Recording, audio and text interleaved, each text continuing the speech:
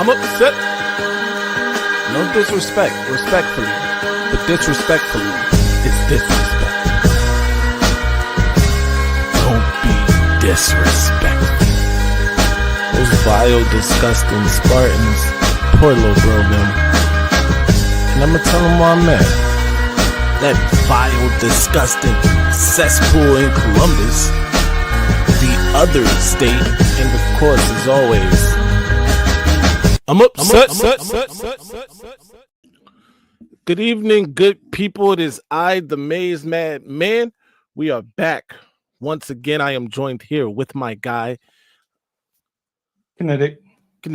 We're still waiting on the Maniac. He'll be joining us here momentarily, but we got a dope show lined up for you guys tonight. In fact, we got a very special guest.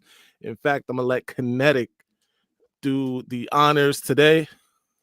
Yeah, so we've got an elite offensive line target out of, I don't want to get this wrong, I think it's Prosper, Texas. Zaden Krempin. I was made aware of this guy a few weeks back, and I've kind of, kept up to date with him with his recruiting and stuff. And when I saw that he had, I saw a graphic put out that showed his upcoming officials and unofficials, and reached out to him. Really cool guy. He's got an official and an unofficial to Michigan coming up. And so I wanted to bring him on and just let him introduce himself to you guys, to the fans, to the viewers, and see how the recruiting process has been for him. So absolutely, and I can vouch for this.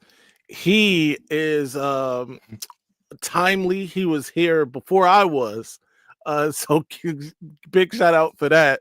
But without any further ado, ladies and gentlemen, welcome 4-star offensive tackle out of Texas, Zaden Krempin. Zaden, how you feeling? I'm good. Thanks for having me. Yes, sir. Appreciate you coming on, man, and being so easy to work with on this. Yes, sir. Of course. Absolutely. The pleasure is all ours. By the way, be sure to hit the like button on your way in. Share this with your friends and family on social media. To all, right now. Everyone in the chat. And Zaden, let's get right to it, man. You are highly touted. I've been paying attention to videos of all the work you're putting in. Very impressed. Let's start at the genesis. When did you decide that you liked or football was something that you wanted to pursue? And when did you know, okay, I can be really good at this thing? Yeah, so I started pretty late in my football career. I started in 7th grade. Just my parents, they kind of made it a big deal, like, hey, like we want you to be home as a kid and see you on the weekends, and we don't want to travel, and we want family time. And I think that's kind of translated to telling all these coaches that, man, like we're a one package deal. But yeah, I mean, I started playing football in 7th grade. That first year, I was like, I don't know if I should be doing this. So then it was 8th grade, like the 8th grade, the freshman year, I kind of clicked it, and just knowing that feeling of burying dudes in the ground, it was a good feeling. I was like, man, this is a really cool feeling that it's totally legal too, because the refs, they can't do anything about it. But man, I would say it's 8th, 9th grade year, it started to click for me. So absolutely, it's definitely mentality we want on our offensive line in Michigan, man. Yeah, no, y'all got it. So, I'm interested. Yeah. So you said you started around 7th grade, and then when did you start to feel like, man, I'm really good at this, and you started getting attention, started getting looks at from schools, camps? Like when did all that start? How did that? I don't think we've ever actually asked that. Like how did that start for you as a recruit? Yeah, I mean, so it was probably my freshman, like that spring ball freshman, when I got moved up to like the varsity reps and going against some better DNs and stuff.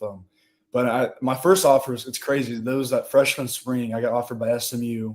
And then I think I went to a Baylor camp after that and got offered by Baylor. And with offers, once you get those kind of like those big ones, SMU and Baylor roll and stuff, it just keeps going downhill. And it's now I'm here. So yeah. So it was one of those ones that once you got the first big offer, then other schools started taking notice, like, oh, who's this guy? Yep. Yeah. And just that sophomore year came around, and that spring ball came back around that sophomore year. And yeah, just it all came with it. So in a short period of time, because like you said, your sophomore year, going into that, you start to see these offers coming in, and in a short period of time, that goes from SMU to 52 freaking offers. Like, that's crazy. I know the mailman is busy at your house. What's it like going through all of those offers? You get to see, all these letterheads and stuff like that. What is that like? it's a blessing. It's crazy. I mean, I give all glory to God for putting me in the situation to be in. It's a great situation to be in, and I've learned through this whole thing that I'm happy I have two good parents and a good brother, that they keep me grounded, and they keep me down to the core what got me here, and they don't let me get big headed. I'm happy for that. I'm proud to not to be just all showboaty about my offers and everything, but it's crazy. What was a month ago, the dead period stopped from coaches coming to see me work out and everything, and other guys like Bryce Gilmore and Sean and Will Nicott on my team. And it's been good. This dead period's been nice, but next weekend I'm headed up to Clemson on Friday. But it'll keep going. I think the next 5 weeks I'll be like on an airplane or in a car going to colleges, it's awesome. But yeah, it's just tell us what. I'm sorry. I was just saying the time's clicking. So yeah. I was gonna say, tell us like how that goes, like scheduling the visits and like the logistics, the travel. Like, how hectic is that? What's been the biggest like surprise to you, or just kind of caught you off guard about the whole process with recruiting and visits, and with coaches visiting you, but also bringing you out to campus and the events and stuff.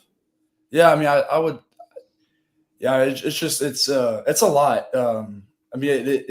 Be honest, this last little period of after season, the coaches coming by, and it was a lot of there's 62 college teams that came through Prosper in like last month, and then there was 12 head coaches, which is insane. I probably met with 95% of them, and I mean, I was out of class the whole week for the last 3 weeks, and but it's been crazy. It was a little overwhelming, but it's just, you just got to go back to like, man, this is a one-time opportunity, and why not take advantage of it? And it's just, yeah, but just the schedules and working all that out. I think my schedule, what I have right now, are the schools that at the end game may have like my interests and where I want to go. So, I'm open to anything still. I'm not shutting down my recruitment. I'm not making a top 10 or whatever. I'll probably be the spring ball, but yeah. Absolutely. By the way, I love the touch for this particular interview, the Michigan shirt. Very, very intuitive young man here. No doubt. Before we get into the Michigan centric questions, I do want to add some more, kind of things to kind of, let the people know more about you and what you're doing. So Texas football, right? High school football, big deal in the state of Texas. People from, and I'm nowhere near the state of Texas, but we always hear about how big of a deal it is there. Some great players have come out of the state of Texas. Give people an idea of just how competitive it is week to week in that state. Yeah, we have college coaches that come by Prosper, and they look at our workouts and they're like, man, this is like a Division I like workout. Like, this is tough. And I've been talking to like my teammates, and we're just like, man, these workouts are tough, but to play at this level of high school, you got to have some tough workouts, and right. It's very competitive. Y'all probably know Allen, their high school, and they're a huge stadium. We played there last year, we lost, but man, just teams like that, Duncanville,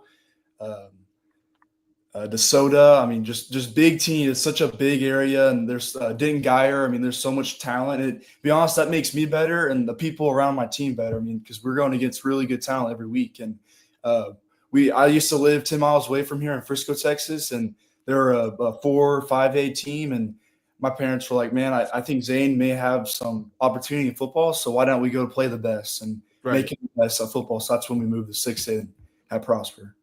That's insane. So what can you tell us about how like your recruitment with Michigan specifically? Like when did they approach you? How did the offer come in? What kind of interactions have you had with the coaching staff or other players? Yeah, I mean, it was last spring ball. I think I've been talking to Coach Newsome, like maybe a phone call like a couple of weeks before practice. He came, and then he showed. I think it was one of the things I had like no idea he showed up and he was there.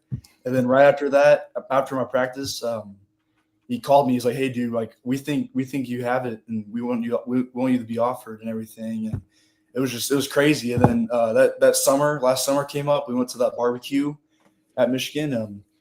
And to be honest, like I was offered, but I still couldn't see myself leaving the state of Texas or like the South going that far. But it was me and my dad that went up there. My dad was like, "Man, let's go up there and show why you don't want to leave Texas and leave and go all this far." And it totally backfired. And now I love Michigan, and I talked to Coach Newsome last week on Thursday, and just especially him, that distance being far, we got to stay in touch every week and call and keep building that relationship to the end. But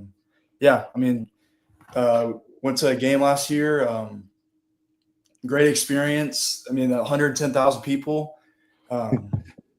It's been good. What was that? The Texas game? No, it was. Okay. Who was it? It was at home. All right. It was not Texas. Well, it probably didn't matter last year anyway. But you said it kind of backfired on you, and that you love Michigan. What impressed you? What made you feel at home or feel that what made it backfire? What about Ann Arbor or the university? It was the whole, like, just the team and the just what Michigan was, and like when you walk to the Michigan, like in the building, like you just feel like they had core values in there. Like I like A&M a lot because of their core values and who they stand for. I mean, they're 3 hours away from me, and I feel the same way about Michigan. I would say me and going on these official visits, these visits. You sit down with these head coaches, and a lot of them you seem like they're on schedules, and they're like, "All right, we have 10 minutes left." Coach Moore was not like that. He was like, "Dude, just let's sit down and talk about life and football. We don't have a schedule, just talk." And it was felt nice. Very real and just very honest. And I mean, he came back down this last month to talk with my family, and it's been good. So yeah. Absolutely. Before I get to my next question, we got a question from the chat. Friend of the channel, West Quad, who was a former walk-on at Michigan himself. He says, question, Zaden, what area in Texas plays the best ball? I would say probably Dallas, where I'm at, Prosper. Okay. We just talked about that. Yeah. I'd say no doubt. And before we move on, shout out to Jose Mirales. I hope I'm saying that right. I don't want to butcher this, but he just became a member. You should become a member if you haven't already. Speaking to everyone else in the chat. All right. So Zaden, we touched on, Texas football as a whole, things like that. Now let's talk about like the work you put in individually. This is one of the things that was most impressive to me, as we are joined by my guy, everybody's guy, the one and only, the Maniac. He is also a co-host here. Eminem Mondays. How you doing, champ? I'm good. How are you? Absolutely. So, one of the things that I want to know is like the work you put in, which is super impressive to me. I just been watching since we got the word that you were coming on. I went and dove in, and it just seems like it's work all the time for you. How do you go about that? How do you section off your time, and what time do you have for yourself? Yeah, I mean, I remember I think I was 10 or 11 years old, and I wanted to start making money and stuff. And it was that summer, Texas, it's hot down here in the summertime. I was like, man, maybe you start mowing yards. And I started mowing yards over the years, and I made a business called CK Lawn Care, Zaden Krempin. Nice. Yeah, that taught me a lot of time management. And sometimes I wanted to go hang out with my friends, but I knew I had 6 yards to cut in the day, and I had to go get that done. And it just should translate into a lot of different things, working out and my diet. I mean, I think I keep care of my body, and I know I want to have a good body for the long term in football if I want to go that far. And I think the way I'm lighter because I eat very healthy and clean, a lot of meat and stuff, and I care what I do to my body. I do core work every night, a lot of ankle mobility stuff. Coach Newsome and I talk about that a lot. Line coaches, they like all that nerdy stuff, which is awesome. But I would say that mowing yards in the past has done a lot for me because it taught me a lot of just hard work and what it means. And I think my mom and dad taught me just it's not going to be given to you. You got to work for it, and there's no short. So yeah, I would say all that. Yeah, absolutely. No, and that's a great point, right? You that blue collar mentality where, like you said, from young, you was mowing lawns, busting your butt from young. So that alone tells me that you're not gonna have a problem coming into Michigan and competing. As you can see, Sharon Moore and Newsome has done a great job in recruiting linemen, and they're not gonna stop. So the competition is gonna be elite. So I know that's something you won't have a problem competing with, your fellow teammates. Yep. So I know earlier you were talking about how like the family atmosphere, the culture at Michigan really impressed you, and that's something we take a lot of pride in as fans of Michigan, and that we like to brag about the culture at the University of Michigan. But what else besides that is important to you when you're talking to these coaches, when you're taking the visits? What are you looking for in a school, in a home for the next 3 to 4 years, in a team? What are you looking for? What stands out to you from your recruitment? Yeah, no, definitely. I would say just a place where I could be developed, and I know, like I'm wanted there, and I've noticed that it's bigger in football. Like I want to go to college where if I didn't play football, I would still go to that college and I would still love being there. The Michigan strength program, we were very impressed because it was that barbecue. We got to do like a little like one-on-one session with Coach Newsome and work out there, and the strength program and everything. And that was awesome. Very impressed. I mean, they're up there with A&M for me. Coach Moffitt, A&M. And I mean, yeah, I would say just the develop part and feeling wanted there, and knowing there's competition behind me, in front of me. And I know that like wherever I want to go, I want to start early, but I know there's guys in front of me, but also that makes them better because they know they have guys behind them that right. want to be in their spot. That makes the team. That makes the best guys play, and especially at O-line, you got to have the best 5 dudes that work together. So, yeah. True words have never been spoken, man. When making this ultimate decision, this is like the biggest decision for a lot of kids your age that they've made to this point, right? In life. What are things like Joe Moore Award winning and national championships, conference championship? Do these things like matter and stack up as well in that process and in the ultimate decision making? Oh, well, of course they do. I mean, I want to go somewhere where I can win and have a good experience and not lose, Of course. Even with the Joe Moore Award, I mean, that just shows that Coach Moore and Coach Deuce, I mean, the head coach was the O-line coach. That shows that he cares about the O-line and he played O-line. He played O-line. He played with Trent Williams, he told me. And it just shows that they care about the O-line. And I remember Coach Moore telling me, he's like, when we want to run the ball, we're going to run the ball. And when we want to pass, we'll do whatever we want with our O-line. And they told me that it starts up front, and we want to have the best dudes up front. So. Of course. Maniac? Yeah, do you have any issue if they want to switch you around in the O-line, if they say, listen, we need you here, that's not an issue for you, correct?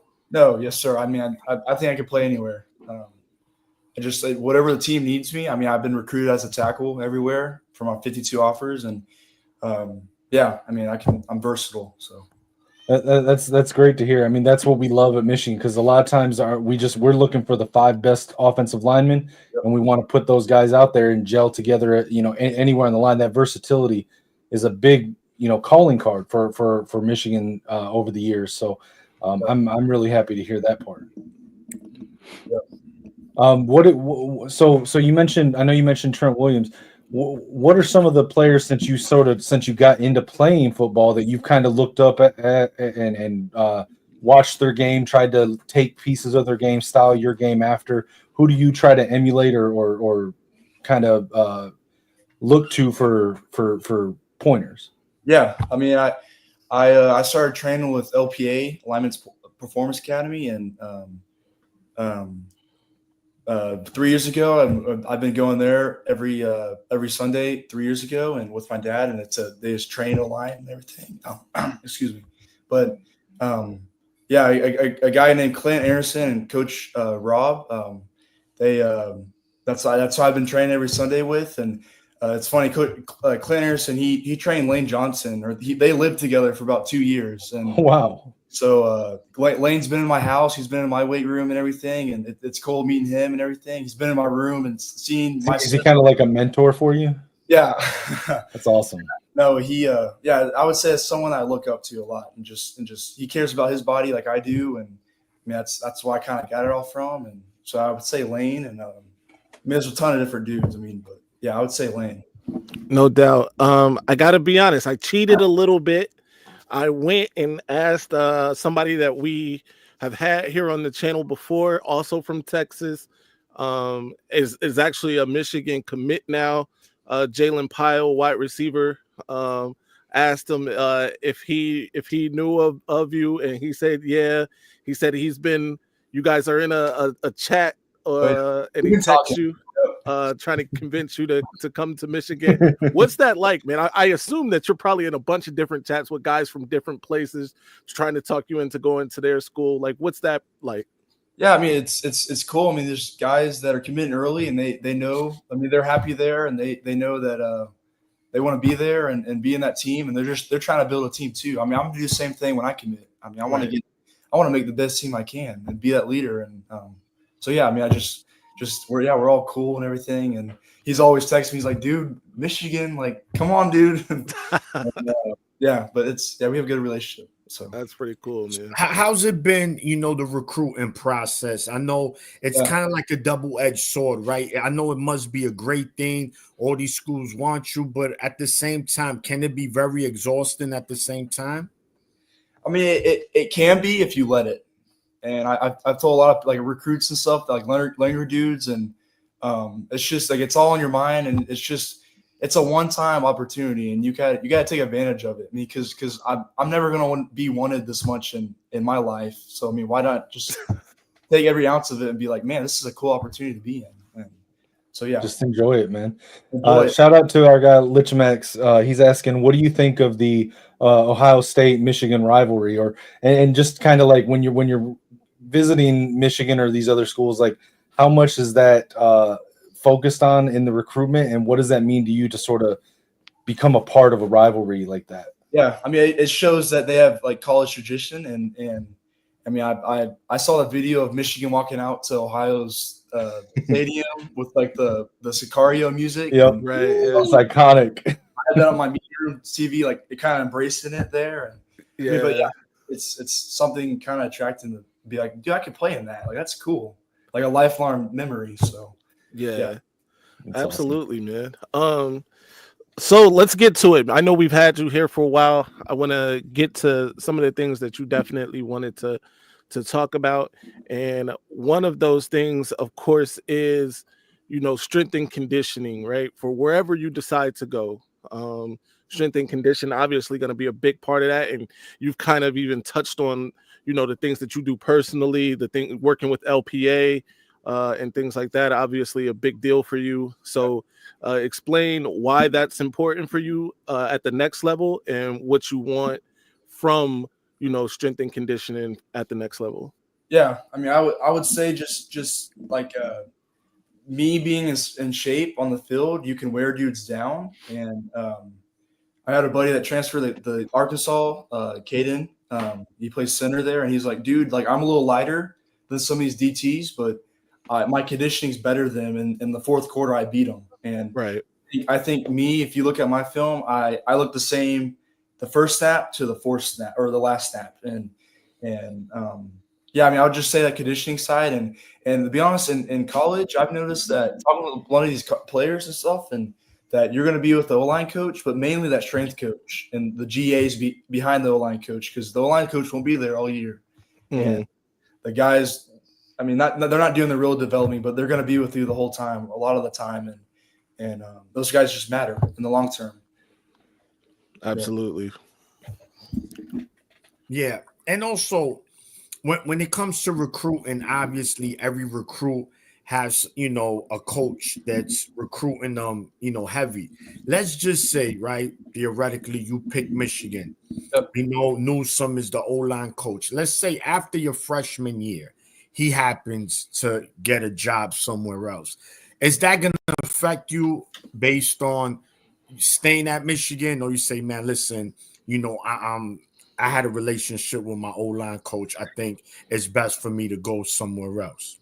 Yeah, I mean, so you're saying that if I was a freshman at that call at Michigan and he left, I would leave too. I mean, yeah, I would. It just that'd be a more situational, just talking with my family and make sure I'm happy. I'm not. I mean, I would leave. I would be leaving for him, but just make sure I'm good with that and just being smart with that, because sometimes I think guys leave or they get paid money, you know, especially now they get paid crazy money and they regret their decision. They wish they could go back, and I don't want that to happen. So I would say in that moment being smart with my decision. So perfect. Nice. So I know you said that you don't have a top 10 or anything yet, not in any way to put you on any kind of spot, but do you have any kind of timeline in your mind about how you want your recruitment to go? And are you targeting, National Signing Day? Are you targeting to have a commitment or just make that decision before your next school year starts? Like, do you have anything sort of in your mind how you want this to play out? Yeah, I mean, I would say I'm not going to rush it. I think I'm going to do my OVs. I'm going to do all my OVs. I'm not going to commit my OVs, and I want to see everything, and I want to see all the opportunities I have and make sure I'm not missing anything. And I would say maybe after June, maybe July, and maybe committing there. I mean, a lot of these colleges have told me that, hey, if we sign 4 linemen and you want to come, we'll sign a 5th one. Like you're wanted, and I mean, that's a blessing to have, because some dudes don't have that, and it's a good opportunity to have, and So I mean, I would say after my OVs, maybe committing and probably making my top whatever this spring ball.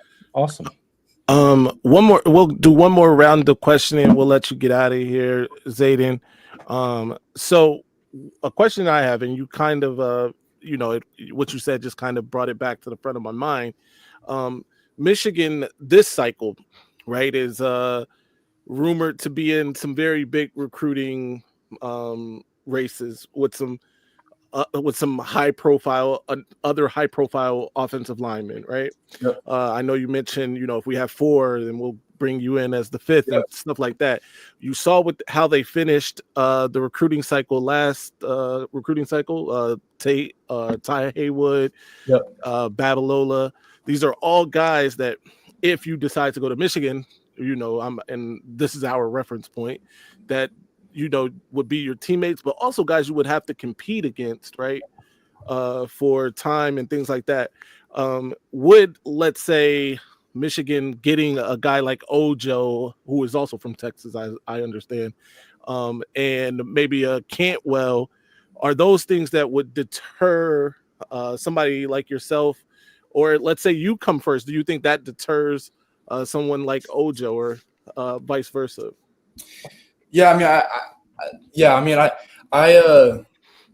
think I said it back though. I want to go somewhere and start. I want to have that mindset of going and start. I think it's a great mindset, but I think, I mean, I'm not going to worry about other people committing before me, and because I know at the end of the day, the best players are going to play, and at the end of the day, it's business, and I'm there to take someone's spot.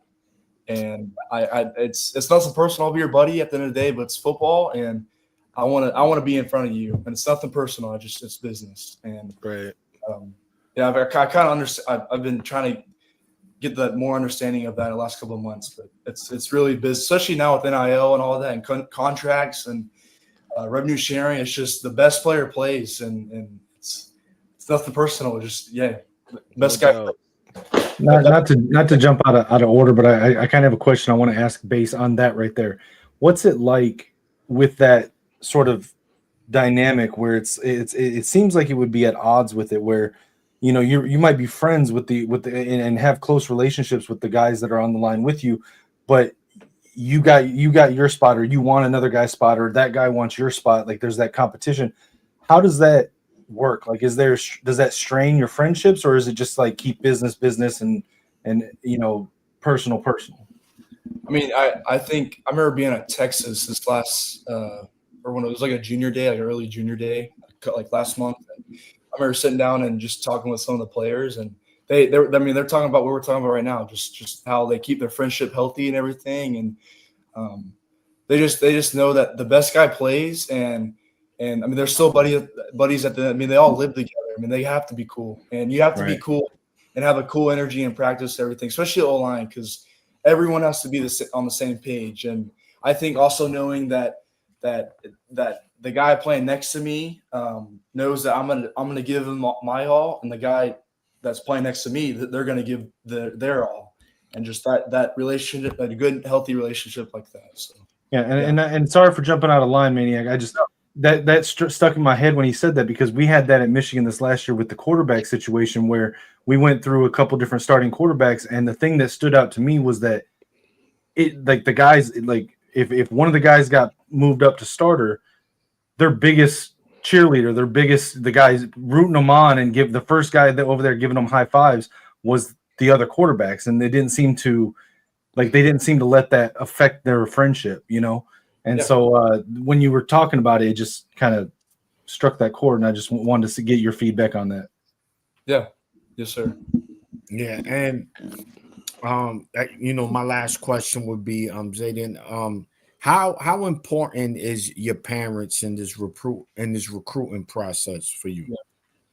I mean, I would say that I would say God and them. They're the three people, God and my parents. They're the ones that got me here, and I want them to have a say. I mean, they have a bigger say than me too sometimes in this, and they're still my mom and dad. I mean, my mom said I'll be leaving next December and going to the bowl game and stuff. But yeah, I mean, I think I said it when I got on here.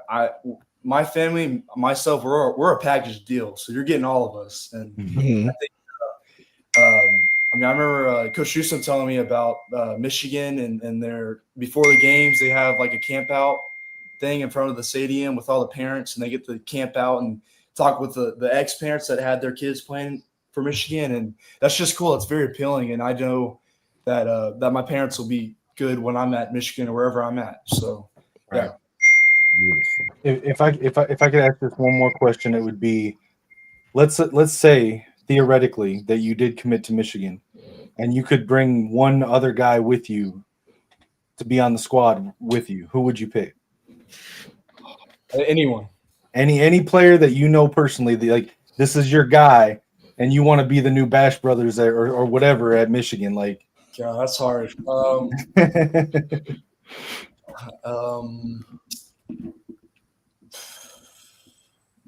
mean, I would say my brother. Okay. He plays?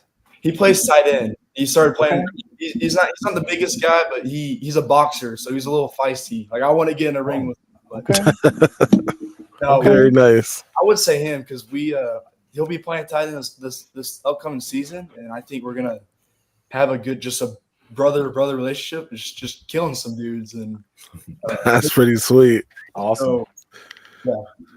Absolutely. Zaden, we appreciate you coming on, man. Before we let you go, tell the people where they can find you. Let's run up the numbers on Zaden's socials and all of that, and what you got going on next.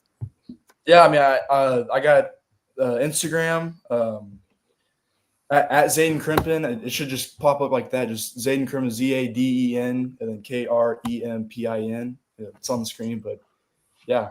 Yes, sir. Thank you. Absolutely. And Zaden, I just want to say it's a pleasure having you here, man. And as this process goes, whether you decide, whether you're leaning Michigan or not, it doesn't matter. You're always welcome back here on the show. And if you ever have anything that you want to get out there, if you want to, break any news, if you want to get, speak on something, just shoot me a message, man. We'll bring you back anytime you feel like it. Yes, sir. Well, thanks for having me on here. I really appreciate it. Thank you. No doubt, man. We appreciate you. Yes, sir. Zaden Krempin, ladies and gentlemen. The one, the only, the indomitable.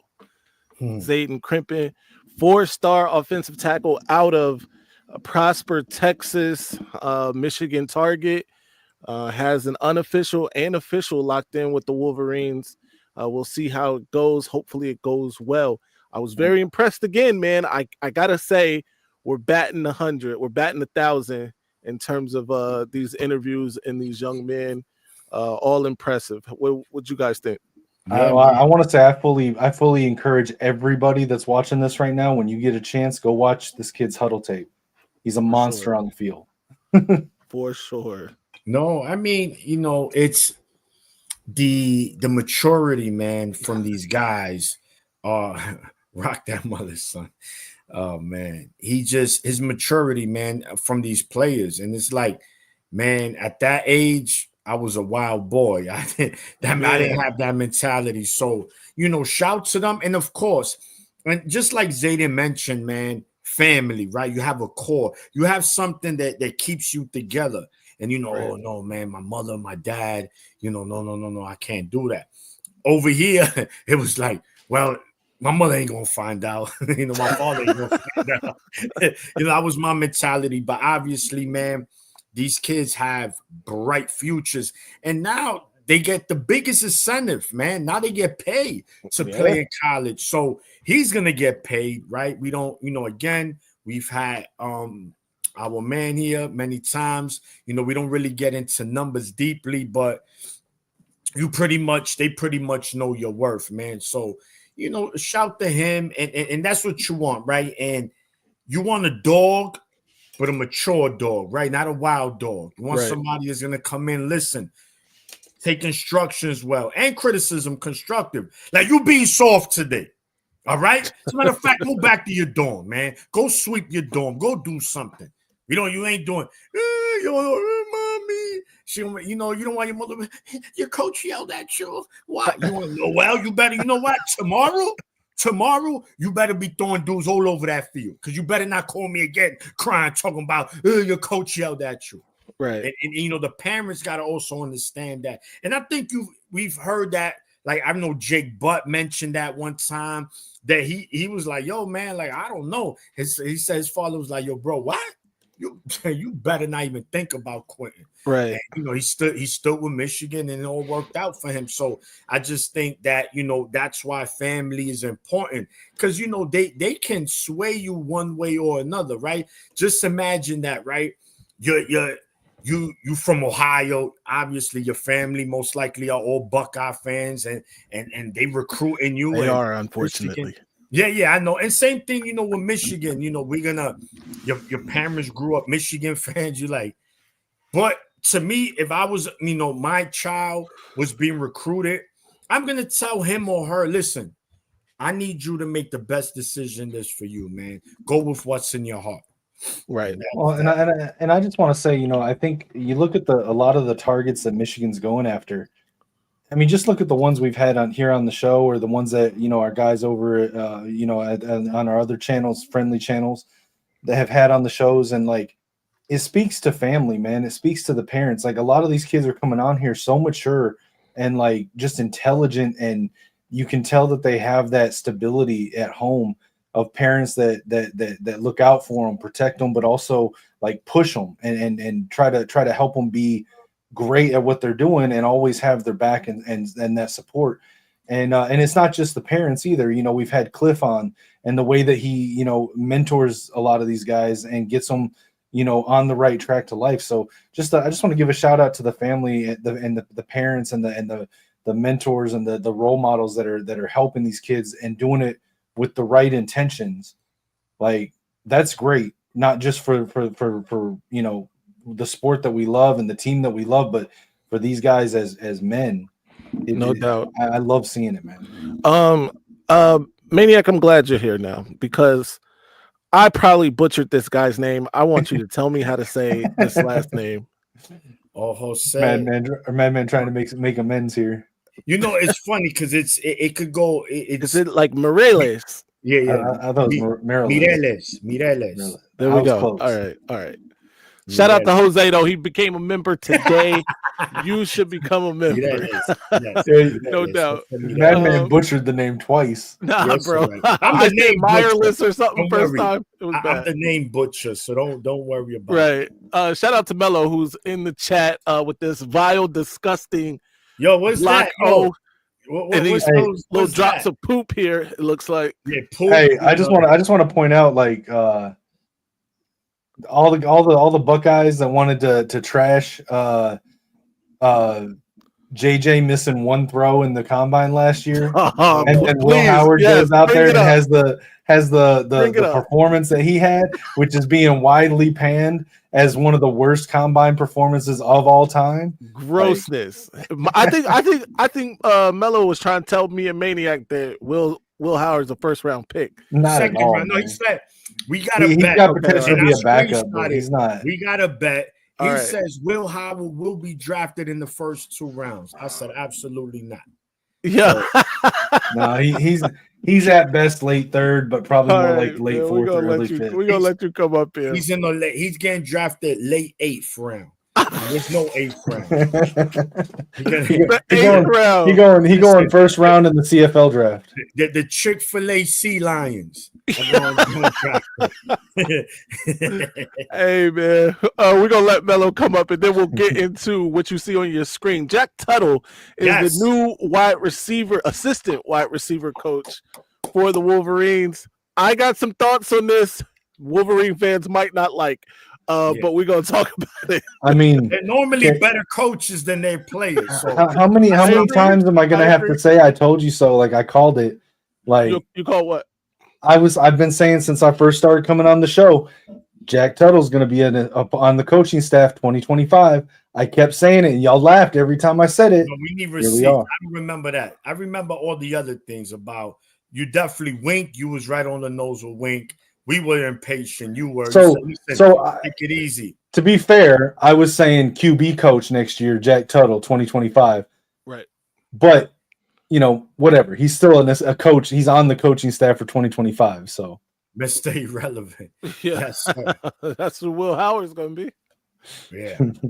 Shout out to that. We got Mar and West Quad have decided to come up. What up, I guys? knew once we dropped this. No. These would be the first two up.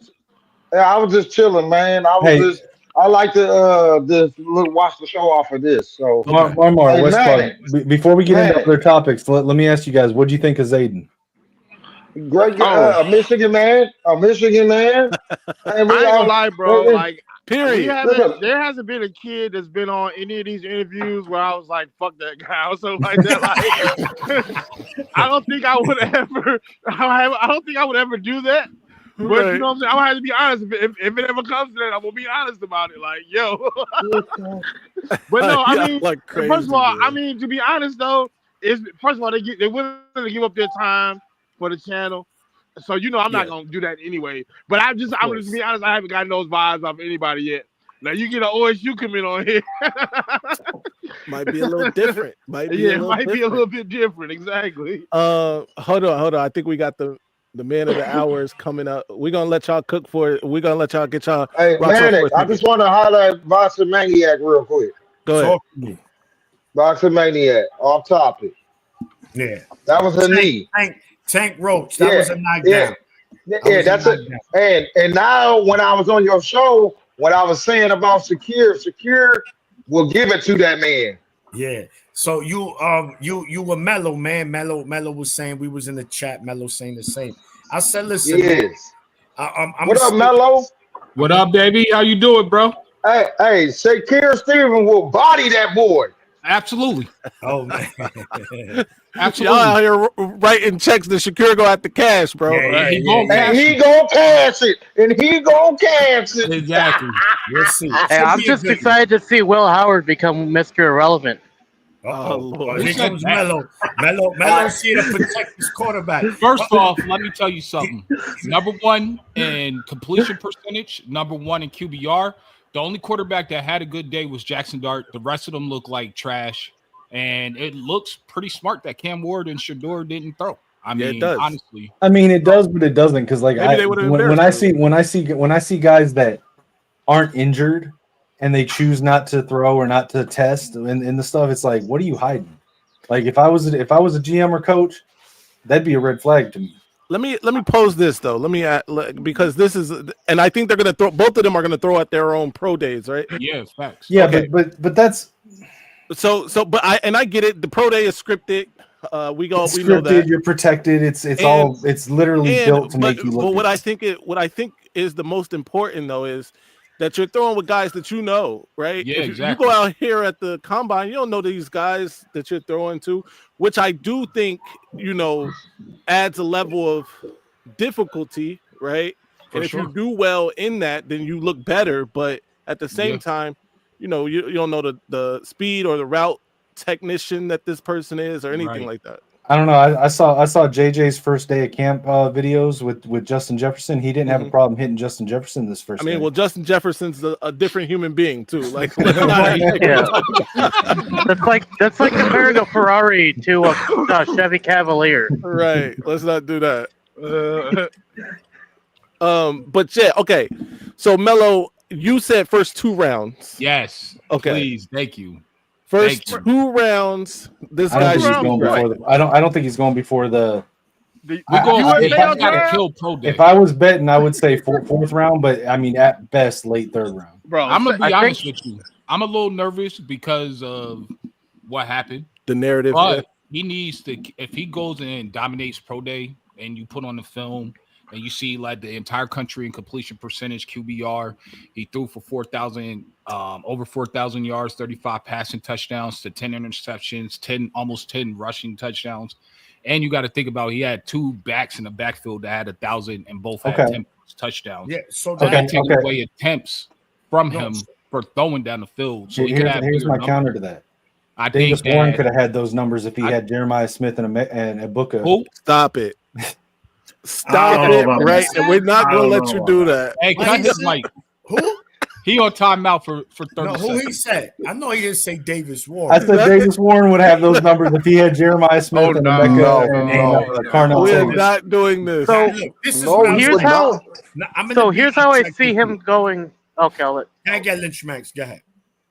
I was just gonna say, here's how I see Will Howard going in the first 2 rounds, and that's if the Jets are doing away with Aaron Rodgers, are looking for new QB. I could see Will Howard going in the first 2 rounds. I could see him go to the Jets. Let me ask you this, Mello. Do you think that Will Howard gets drafted before Jalen Milroe?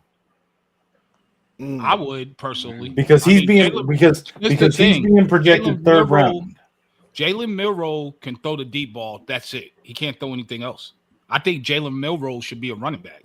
That's my personal opinion. I don't think he's a quarterback. Yeah, I agree. So I definitely agree. So look, I'm just, rivalry aside. Yeah. Will Howard, all right, I know he had a bad combine, whatever. That's just for trolling, because like you said, Kinetic, OSU fans were cooking JJ. Oh, look at him. But it's the same thing. But at the end of the day, we know Will Howard has good mechanics. He throws a good ball. He throws, his deep ball is not bad. You know what I'm saying? Like, he didn't really miss on a lot of them. It does help, though. It does help that the dude is throwing to future first-round picks. Listen, I mean, JJ, I was joking around. he's the I was best joking wide around, receiver. like poking about the whole like having Jeremiah Smith and stuff. But let's be real though, like, and I agree with you, Maniac, because I think it's a dumb argument. But people were making the same arguments last year about JJ having Blake Corum and the offensive line and the defense that he had. It didn't take away from JJ then. It doesn't take away from Howard now. It's all just having fun, joking around. I'm gonna be honest with you. I'm poking him. gonna straight up just be honest. I didn't think JJ was that good until we played the game, and I was like, damn, this dude. I remember he rolled out to the right.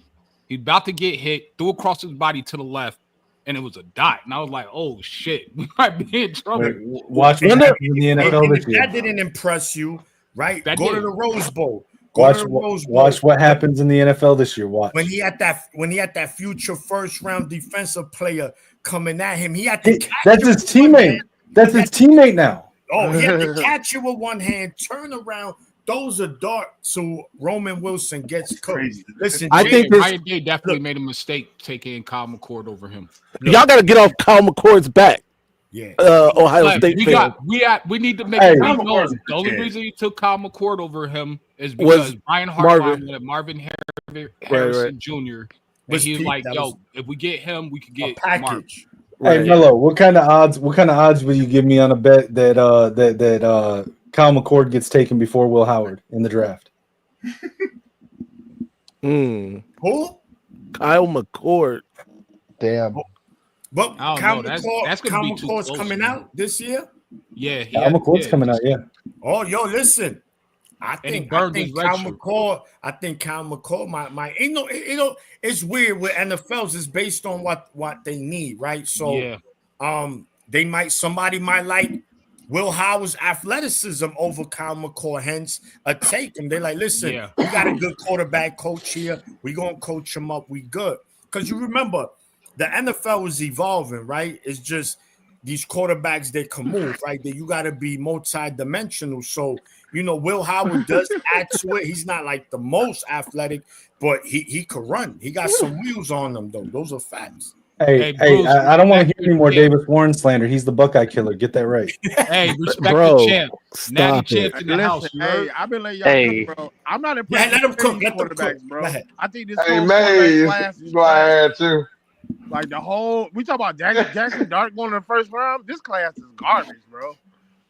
I mean, Bruh. probably is. All Think of about Literally, think about what any of the started. top 6 quarterbacks from last year would be the first quarterback taken this year. Exactly. Like, bro, I'm not impressed with this class at all. Like, outside of I like Cam Ward and Shador's okay, but we talk about the rest of them, bro. Too short.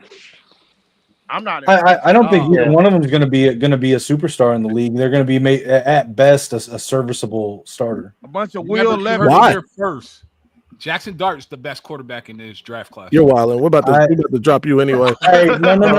Listen. That's not that wild of a take. It's not like he's saying Jackson Dart is the next like Peyton Manning. He's saying of the crop of quarterbacks in this draft, and that's entirely possible, man. I think you're wilding. Listen, here's the thing. I watched, and I know a lot of people don't like this guy, but I watched Shedeur Sanders. I love him. Go to Jackson State, dominate.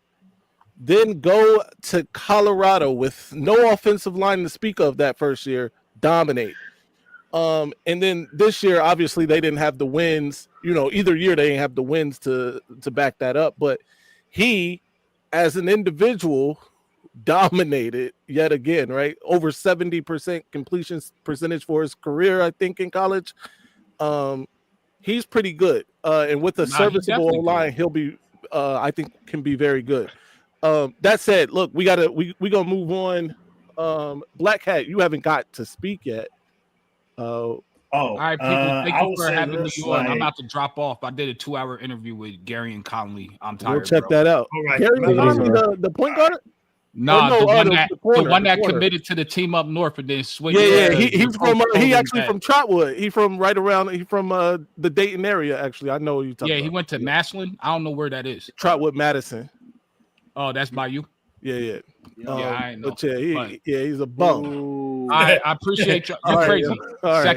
Second corner off the board. OH, go Bucks, Natty. Don't say that nastiness on here. Oh, nah. 13-10. A traitor, bro. Hey, I gotta go get my ears checked, man. I gotta go to the ear doctor because I just heard some stuff that just clogged my ears. But don't listen. We don't finish that. That's for Michigan State fans. They finished the rest of those 2 letters. What's his name? Speaking of Michigan State,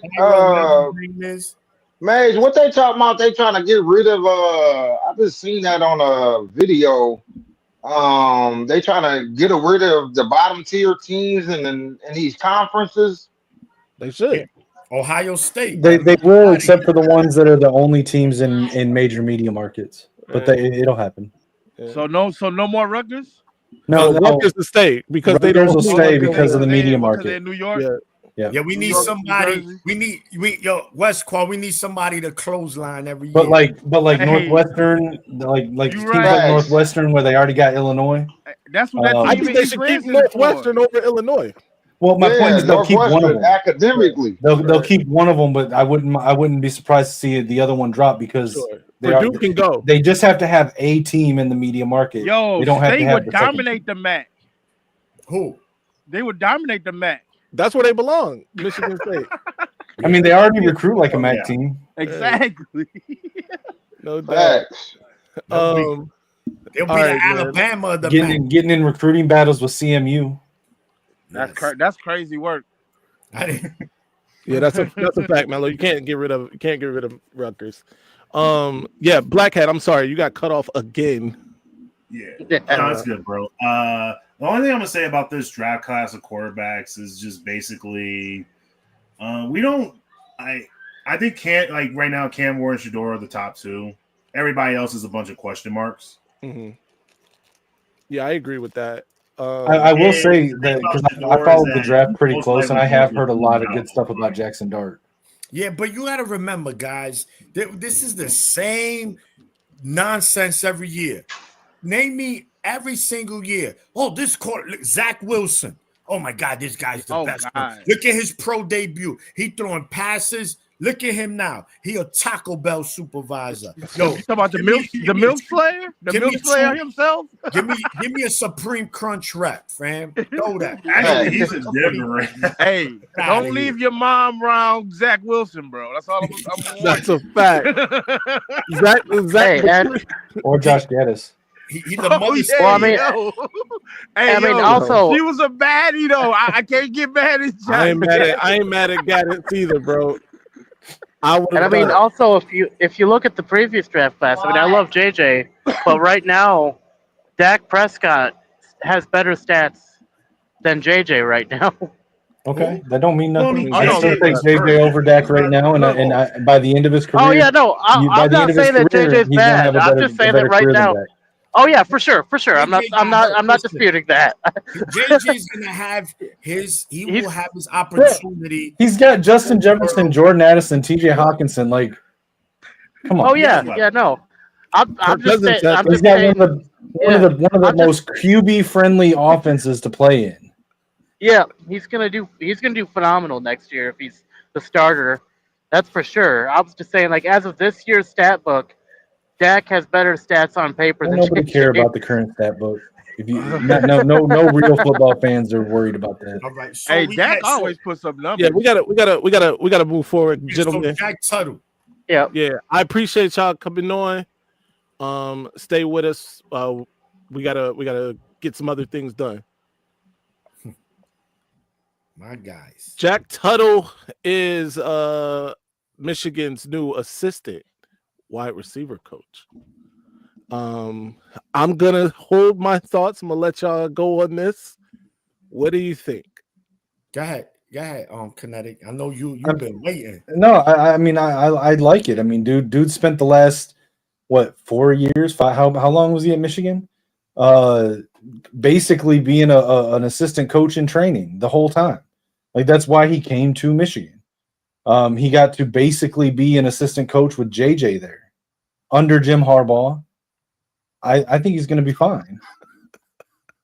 Yeah. Mello says this draft class for quarterback sucks. His New York Giants need a quarterback. Yes, they do. I can't keep going through this. Now I know what it's like to be a Michigan fan from 2002 to 2021. They don't disrespect us. No, I think the same thing with Kinetic, man. A lot of the times these kind of players become great coaches, man. It's similar to like boxing as well.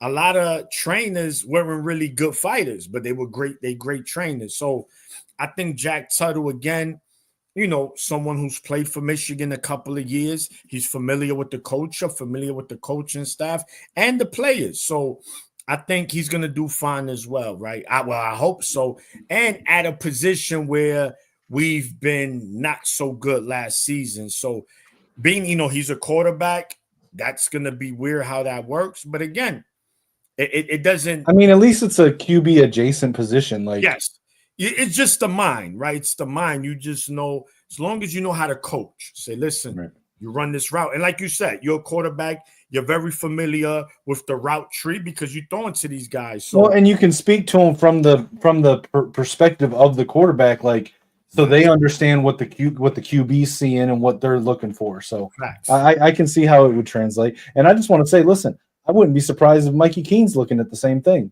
That's one of the reasons he came to Michigan. Listen, Mikey Keene is getting drafted in the first round next season. Stop. He gets drafted before Will Howard. He's gonna get Mikey Keene. Listen, stop playing with my man Mikey Keene. You know what? I'm gonna give y'all please respect my man. Mikey Keene gonna cook this season. Now buy it. He's not better than no Bryce Underwood. We know that. And I get it. Everybody want Bryce Underwood to start tomorrow. And I mean, I'm not gonna argue with nobody, but yes, I get it. Shout to my brother JOJ Johnny, and he makes valid points about Keene. He didn't play in the big time conference. He doesn't play against big time comp. Now every year Fresno does play against Power 4, Power 5 teams when he was there. So he knows what it is. He played against Michigan. He didn't play horribly. Yes, that interception at the end ultimately cost him. But that first interception he threw, that wasn't him. That was off the receiver's hands, fell into Zeke Berry's hands. So, look, man, I think with the talent, that matters. Will Howard was looking like that in Kansas State, the way he looked in Ohio State? Absolutely not. So everything it's you know, him, the moment, man. This is his moment. He's a veteran. He's going to be playing against behind a very good O-line, something he didn't have at Fresno. Elite running back, something he didn't have. Now, wide receivers, I wouldn't say we have elite receivers. I think we have really good, but they could become elite. We have players they can. So it's going to be interesting. Plus, an OC who's familiar with him, and an OC who we've seen that he knows how to scheme. All right, this is what I'm working with. Let's cook like this, right? So we'll see, man. I know I kind of got off topic there. No. That's my man. Let's go. Team King. Bang. Y'all done? Yes. All right. Let me talk about this Jack Tuttle thing. All Let's right. talk about I got some things to say about this. Man, oh man. First and foremost, I hate it. Okay. Do I hate Jack Tuttle being an assistant or on Michigan staff? Absolutely not. I'm all for that. By the way, he's probably older than half the assistants on the staff anyway. I'm cool with that. All right. What I hate is that Jack Tuttle is going to be the assistant wide receiver coach. I don't want to hear it's in a quarterback adjacent position. Sure, absolutely. He can give it to you from the eyes of the quarterback. Absolutely. These guys don't need that. What they need is to be able to run the damn routes. They need footwork. They need to separate all of these things, which, by the way, that's what Soup's coach for. that they have currently, the former wide receiver, who was actually pretty decent at Michigan as a wide receiver, has not done on a consistent basis at all as the wide receiver coach. I will give him this. His recruiting has stepped up over the last couple of seasons at that position. And by the way, they are in on some very, very elite high prospects this recruiting cycle. That's not the issue, though. The issue is what they're learning in terms of their physicality and in terms of footwork and things like this, route running at that position. And if you're about to tell me Jack Tuttle is going to get out here and teach them how to separate, how to, get that wiggle at the top of the route or whatever, I'm going to disagree with you very hard. Pause. Well, he doesn't have to do that though. I gave you the floor. You had the floor. You said what you needed to say about Jack Tuttle. I'm not done cooking Jack Tuttle or cooking on Jack Tuttle because I don't want to cook Jack Tuttle. I think, like I said, Jack Tuttle being an assistant on the staff is absolutely, I'm for it. But at this position, I would expect us to be doing something looking at a higher level, somebody with much more experience at this thing than Jack Tuttle. Now, granted, they kind of did do that with the other assistant they brought in to be a wide receiver coach, a former Michigan player as well, had just coached the record-breaking tight end at Bowling Green. So that is the kind of moves I'm looking for Michigan to make, especially at that wide receiver spot. Now, Kinetic, go ahead. No, I think that your problem isn't with the position so much as that you don't like Jack Tuttle, because he doesn't need to be a wide receiver coach like Soup. He needs to be a guy that can give another perspective. He's going to be. Hold on. You wanted me to. No, I do. I got a question to your. Well, I had a question to yours, and you told me shut up. So. Well, I didn't tell you to shut up. Number one, because that would be completely rude. But the difference is here. Why do you think that I think? What do you think that I don't like Jack Tuttle? I think you'd have a problem with it if he was the assistant quarterback coach. I think that because I don't think that your argument is actually valid. I'm saying that because I don't think that your argument against him being the wide receivers coach is valid. He doesn't have to be the former wide receiver that's doing that. That's what they got. Back your feeling up with a fact. Now you're just telling us how you feel. I'm trying to, but you won't let me finish. No, you haven't told me why you think I don't like Jack Tuttle. I'm telling you that I don't think that your problem with him as a wide receiver coach is a valid problem to have with him, because he doesn't have to be what you're saying, what you're getting mad about him being there for. You've got Soup to be that guy, and he's going to be coaching them in tandem with Soup. It's the same way that Sharon Moore was a former offensive lineman. He didn't play tight end. He never went out and caught balls, but he was a tight ends coach before he was an O-line coach. And when you got someone that's looking to make coaching a career, they don't always have to only coach the position that they coach. When Denard was here, he didn't coach QBs, did he? I mean, I know he played running back too, but he didn't coach the QBs. He coached running backs. When you have someone that wants to be a coach, they need to learn how to coach overall. And having them learn the coaching at different positions and different position groups is smart. It's part of building their resume. He doesn't have to be Soup. He just needs to be there as a coach and work with the other coaches and learn. And he's the third or fourth receiver coach? Like, what's wrong with having one of your position group coaches having a different point of view or perspective to add to the room? Nothing. By the way, you failed to tell me why you thought I disliked Jack Tuttle and why, if he was the assistant quarterback, you didn't like Jack Tuttle when he was a player. You didn't like it when he was a backup or starter. You didn't want him on the team or on the field. And now when he was a backup, and to my point here, when he was a backup, what did I say about Jack Tuttle? Let me finish what I'm saying. I'm trying to answer you. Every time you tell me I'm not answering, I try to answer, and you interrupt me. But here's the thing: I need you to be concise here. We don't have a lot of time. I need you to just answer. Like, okay, if you're gonna here's why. Like I said, I don't think that your points for why he shouldn't be a wide receiver coach are valid. I think they're born out of the fact that you don't like him, and you would have a problem with him being a coach on the team. So again, so basically, everything you have to say is based on your feeling. You feel this way. It's based on what I'm interpreting from your take. Yes. Forget the interpretation. Have I said something? Have I done something that makes this a fact, or is this how you feel? What? All right, look. No, don't look yet. I'm gonna be the don't, because when you accuse someone of something, right? You just said that you don't. I'm telling you what my opinion is based off the opinion you gave. And you're trying to say my opinion's invalid while yours is valid. Your opinion is your opinion. You can have your opinion. And that's what I'm saying it is. Yo, wait a minute. So what's the problem? The problem is when you accuse someone else of something, right? Because your opinion can be your opinion. My opinion is what I said. All right. And what did you say?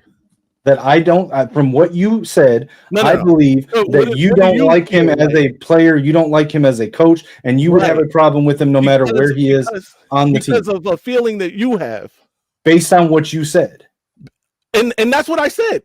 That's right. That's what I said. Hold on. No, what I'm trying to get to is what I said that led you to believe that I don't like Jack Tuttle.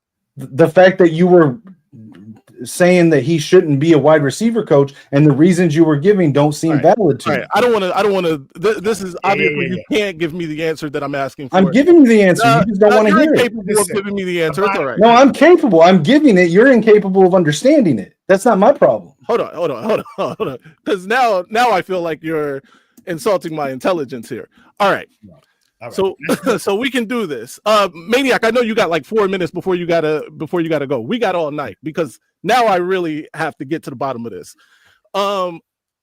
When I say that Jack Tuttle, the superstar athlete that he was and has been throughout his collegiate high school career, right? Because apparently he is that to you. If Jack Tuttle is going to be the assistant wide receiver coach, a position on Michigan, right, over the years, especially these last 4 years, that hasn't exactly been the strongest, right? Are we in agreement there? Yeah. All right. That him as the assistant wide receiver coach doesn't move the needle for me. In fact, I dislike that move. Why then can't we compartmentalize Jack Tuttle, the wide receiver coach, as Jack Tuttle, the person? Based on how you've reacted to Jack Tuttle when he was a player, when he was starting, how you talked about him over the season, and how you just talked about him, I don't believe you like him. I don't believe that the arguments that you gave for why he shouldn't be a wide receiver coach. So pause right there. To me, that sounds like a bad argument. You keep giving me your feelings, though. You said I believe. Like, this is how you feel, though. I've given you nothing hardcore or no hard evidence to say I dislike Jack Tuttle. In fact, I've said Jack Tuttle could be. I started my argument with Jack Tuttle could be an assistant on this coach. I have no problem with that, right? I had a problem only with him being the wide receiver coach at a position that you had a problem with him being on the team.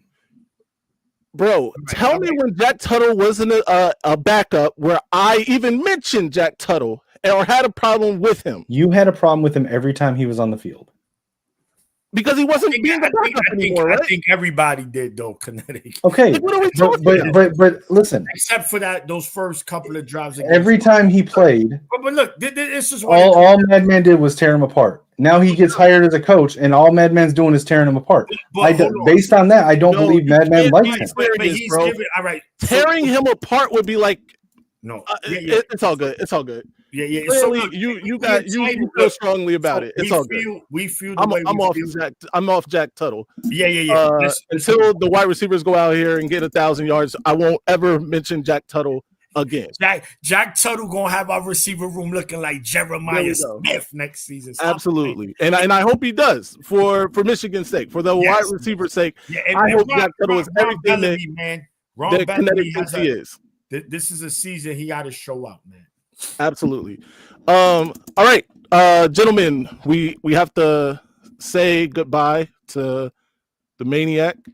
He's got a prior engagement. Be sure to follow him everywhere. Right here, Go Blue _ Maniac _ 24. That's YouTube. That is Instagram, and soon to be Twitter. Once we get a hold of his phone in Ann Arbor, we're creating him a Twitter account. By the way, man, if you're not going to the spring game, cool. But if you dare, bring your cameras because it's going to be a movie. I promise you that. That's a fact. We are taking pictures, hugging babies, kissing babies, all of that. Pause, by the way. Not in that way are we kissing babies. All right. We're back. Keegan, how you feeling, sir? I'm good. What's up, guys? Yeah, so so we got Soup as an assistant wide receiver coach, right? Yes. All right. So I can see why you wouldn't like it, Madman, had we not already had an assistant coach to the assistant wide receiver or the wide receiver coach. To the wide receiver so coach, we have an assistant to an assistant coach. Yeah. So I think the Tuttle piece makes sense in the light of now you have a quarterback liaison that can help with the offense and help with the scheming and help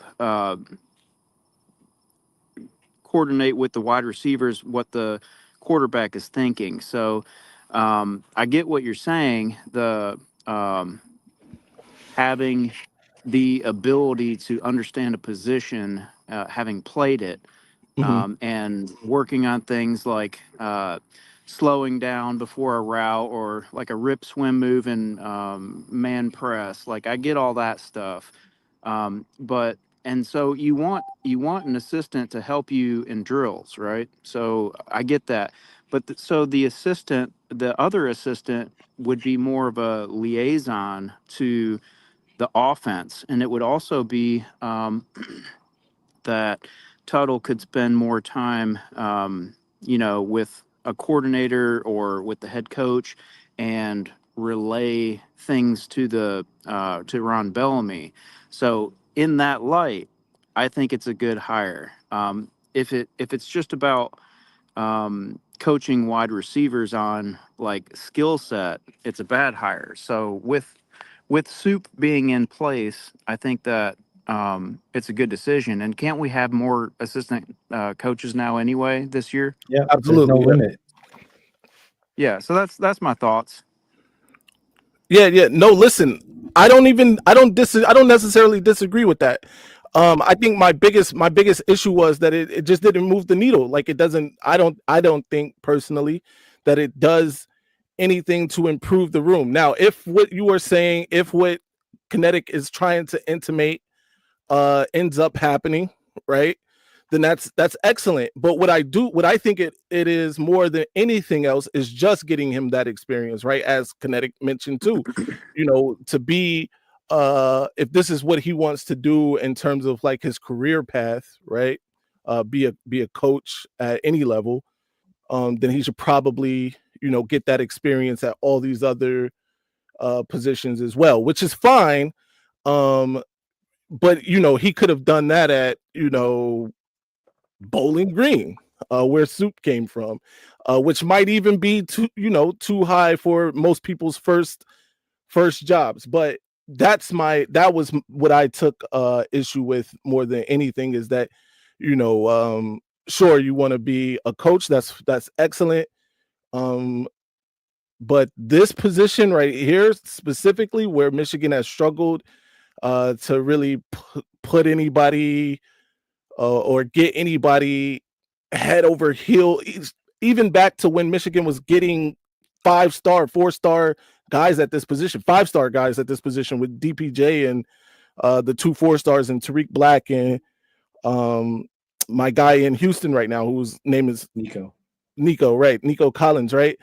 Those guys didn't necessarily, blow the doors off in terms of the numbers that they put up at that position. It's been a long time since Michigan had a receiver who the other team necessarily had to fear, and all due respect to Roman and Bell, those guys who were excellent for what they did at Michigan, but not necessarily instilling fear into opposing defenses. But again, Jack Tuttle is the assistant wide receiver coach now. It's water under the bridge as far as I'm concerned, in terms of there's no amount of lobbying from people like myself that's going to change that.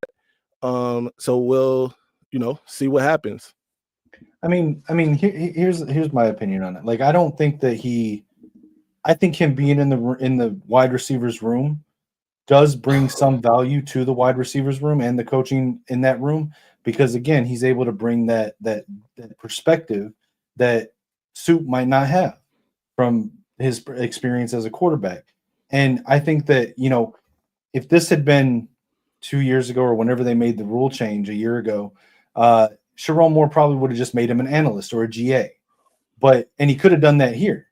But because the rules allowed it, and he apparently saw something in Jack Tuttle as a coach, maybe it's his intelligence or is it the fact that he's been, like I said earlier, he's basically been a coach for a couple years now on the sideline anyway, that he felt that he provided enough of a benefit to the room to give him the actual assistant wide receiver coach title. There's got to be something there. And I do trust Sharon Moore on making those decisions. So, yeah. Wasn't Soup go ahead, Maize. Oh, no, I'm go ahead, Keegan. wasn't Soup there when we had Marquise Walker, David Terrell, Braylon Edwards? So. Like He sure was. Braylon Edwards. Yeah, he sure was. Yeah, those he was there. Those. Go ahead, Mace.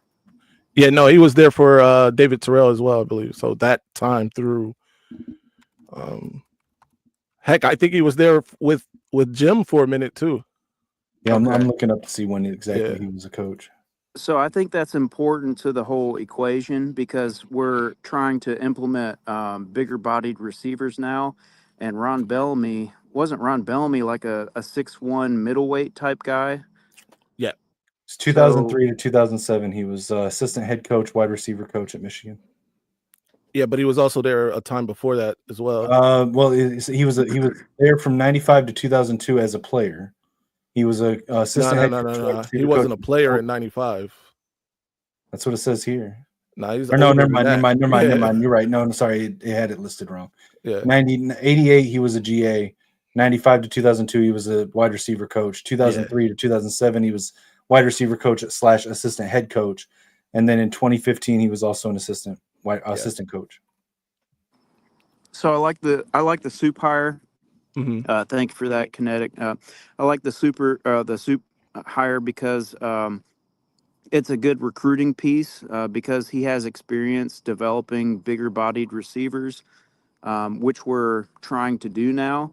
So it's a good recruiting piece. And so now that you already have that help, I can see why they would get Jack Tuttle to be a liaison to the offense and all the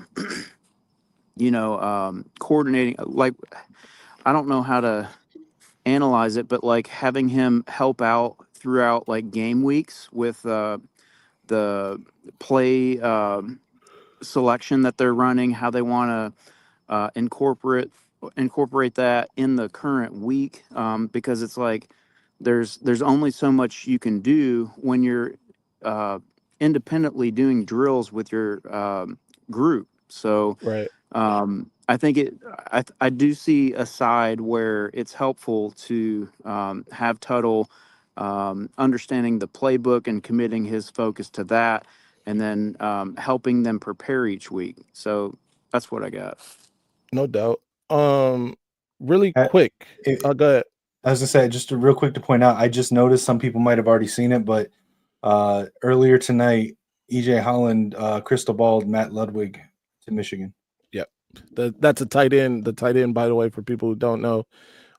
Tonight, 10 p.m. to all members only, and it will be members only this time. That was my fault. The last video that we did this. We are going to be live with the people over at the Voice of College Football, Michigan Voice of College Football, TJ Ronan, John Diadamo, as well as Johnny Oden Jr.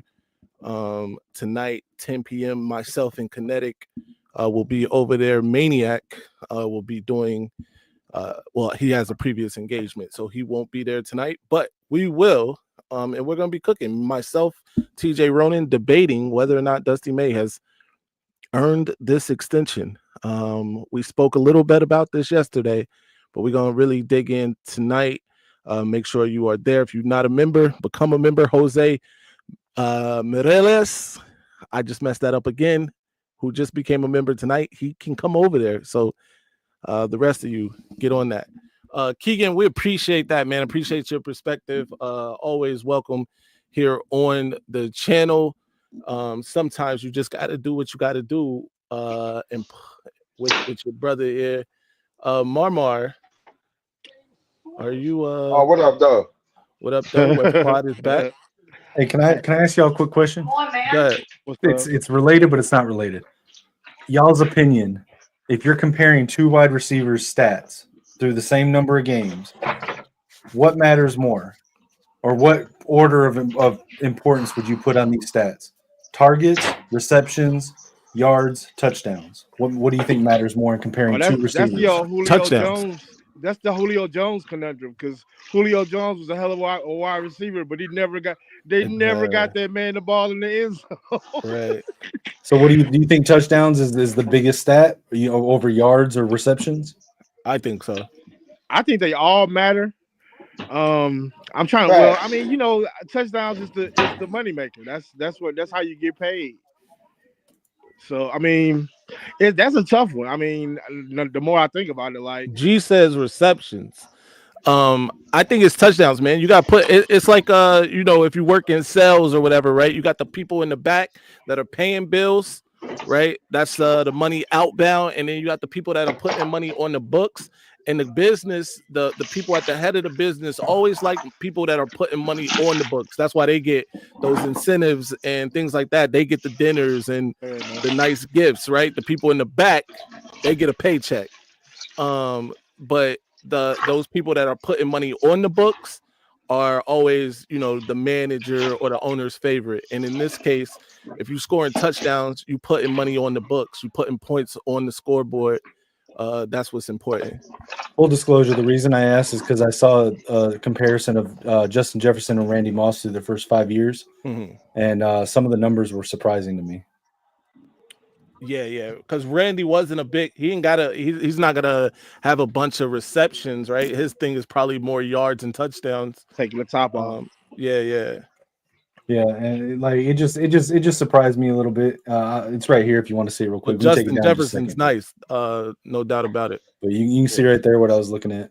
Yeah. But you can take that down when you want to, man. I just saw it and made me. I was just curious what you guys thought. Well, you put it up there. Why you didn't take it down? Well, I don't want to take away from the conversation too much. I just given some clarification why I asked. Yeah, for sure. And I think it's a new age too. Although those targets that's surprising. The targets to receptions. Three fewer games, and he had 128 more targets, more reception, more catches, more yards, but 20 less touchdowns. M3 made an excellent point because if you look at some of the Hall of Fame wide receivers, they got some trash numbers, bro. Like they got some of them got numbers that people put up in like 2 or 3 seasons, bro. Right. Like if you look at Lynn Swan, the man got like 400 receptions for his career. Like, what the fuck is this shit? And like I'm saying, if you look at his numbers, bro, like some of that shit just don't hold up. But different eras, you get it just like basketball, different eras and whatnot. Yeah, for sure. All right, gentlemen, we got about an hour before we got to come back here and do it all over again with TJ and those guys. Any last thoughts? Marmar, West Quad, Kinetic. You guys go ahead. I'll give mine after. I mean, I won't be there for the second hour, but eventually I'll get that because nobody ever wants to give me a goddamn membership. Everybody all these names I've never seen in my life, but I can't get a membership. I'm gonna be honest with you, man. Like I can't afford a membership right now either to either channel, so I only get it when I get one of those random gifted memberships. No, I'm bro, same, bro. But I'm like, I got cash. I don't have no online money, so bro. And they don't even let us because if I could just give a gift to an individual, or people, it doesn't. I don't know how the people who give them do it. Honestly, so it's random. So when someone gifts it, they put in how many, either an amount or how many memberships they want to gift, and then the YouTube looks at the people that are in the chat that have it turned on to accept gifts, and it just does it randomly. Bro, I have the worst luck ever, dude. I'm never hitting this lottery, bro. Listen. So some people, you might not know this. You got to go into your YouTube settings for your channel, for your YouTube profile, and you have to turn it on. There's an option to be able to accept gifts. You have to have that on, otherwise you won't get any. Okay. There you go. I just gifted 5 Maize Madman memberships. I don't know if that hit you. So the people that got it, I got one. He low key got one. Dennis Markey, Les Austin Jr. Oh yeah, I see that. Now you got to be on the YouTube joint to see that. Yep. Okay. I knew it wasn't gonna be me. Wolverine in Ohio got one. That's interesting. All right. Anyway, we got to get out of here. Marmar, what you got? Nah, man. I was just up here. I was just in the back room chilling. You know what I'm saying? Playing a game of pool. You feel me? You got the pool table in the crib? Nah, I'm just talking about the back room, the fake pool table. Because I was in the back room. Shout out to Hilo Key, showing off his new gifted membership. Drop one of those. Since you got a membership, you can drop. You can now use one of those emojis, custom Come here, emojis. girl. Drop one of those in there. Come here. G Boulder says I ain't get one. You already a member. Shout out to G Boulder. That's my guy. And he has used Say what his. up. And Kinetic is using the Kinetic Say what emoji, up. by the way. What up, What though? up? So my final thought is I just want to point out something else. Again, this is coming as a Vikings fan. Tyleek Williams just took himself off of the Vikings board because of a post he made back in 2021, where he was JJ. Yeah, so it's wow. recently come to light and made its rounds through the Vikings media, and from what I understand, the Vikings front office, and he is now no longer on their board. They need a defensive tackle, and of course they're targeting Kenneth Grant if he's there. But if he's not there, there's other guys like Walter Nolan, Darius. I think Darius Alexander. I think was one of the guys. Tyleek Williams was on that short list of their draft board, but it's recently come to light. A post he made back in 2021, a video of him with a J.J. McCarthy Michigan jersey on the ground and him stepping all on it and stomping on it. And apparently he's now off the Vikings draft board. I think that's absolutely crazy, bro. Unless you drop his racial slurs or like homophobic remarks, I don't think we should. I mean, he was at Ohio State at the time he did this. Yeah. I mean, what's he supposed to do? I mean, and I just want to point out, in 3 years of the game, and 2 of them with J.J. McCarthy, he had 1 tackle in every game. Insane. So there you go. That's maybe he's off the board for that because he's not good. But that's tough. That's crazy. Shout out to the Vikings, man. Watch what you say about JJ. It's the bottom line here. That's the lesson. I mean, it's a conflict of interest now. Like my boy Rap said, it's a conflict of interest for us to draft you now. Clearly, he is the QB of the future. If we're doing all this, yeah, for sure. All right, be sure to follow me everywhere at Maize Madman. Follow my guy right here, Kinetic 615 everywhere. And also his new YouTube channel for gaming is what? Kinetic 615 plays. Kinetic 615 plays. Be sure to follow him right there. Follow my guy Warwarski. And West Quad, both of these gentlemen on Twitter. At Sir D Chamberlain, follow me. There you go. And Warwarski, what's yours? The Mar. Just say bro, it's definitely got to be more than that. It's Mar and a litany of numbers. There you go. Right. Be sure to check them out there. G Boulder, this weekend, man. I know we were supposed to do it this past weekend, and I forgot. That's my fault. But this weekend, we getting you some chicken and mumbo sauce. It's a DC staple. Chicken and mumbo. And y'all gonna do the mumbo after the word. No, we're not doing the mumbo afterwards.